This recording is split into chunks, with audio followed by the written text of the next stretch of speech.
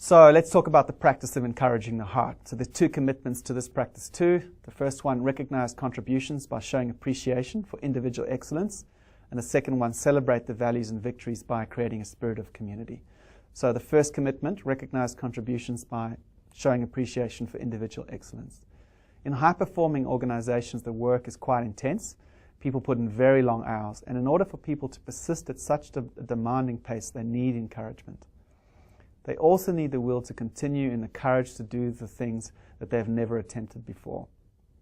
One important way that leaders accomplish this is by recognizing individual contributions. So great leaders are constantly engaged in the essentials of expecting the best and personalizing recognition. So not only do they have high expectations of themselves, they have high expectations of their followers so that they too can become winners.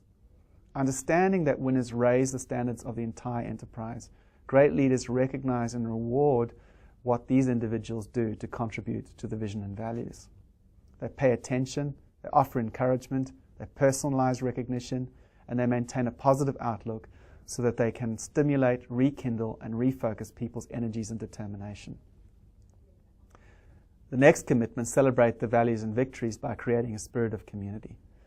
Encouragement is a serious business in which leaders visibly and behaviorally link rewards with performance so that people can see the benefit of exhibiting the behavior that aligns itself with the values. Leaders also understand that authentic celebrations, which come from the heart, build a strong sense of community and collective identity that can carry a group through extremely challenging times. Celebrations infuse life with passion and purpose. They bond people together and connect them to shared values and myths. They create community, infusing people's individual souls with corporate spirit. So the biggest challenge around this practice we've seen over the years of working with it is the sincerity piece. So being sincerely heartfelt is a major challenge for many leaders, especially at work. This is a practice that you probably have to force yourself into or feel fake when you're doing it.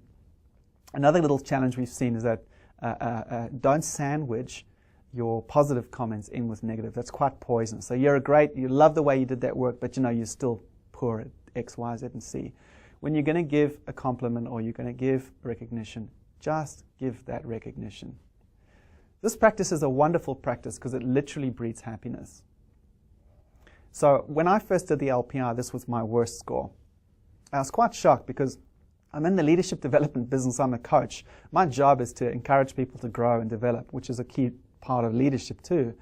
But I kept on focusing on what was missing in people. So when I got my LPR result, I was quite shocked and decided, well, I better start practicing. And I noticed there were two key attitudes in me that I had to look at. The first one was being able to catch people doing the right thing. I didn't have a focus on this. I had to start looking at the world a little bit differently.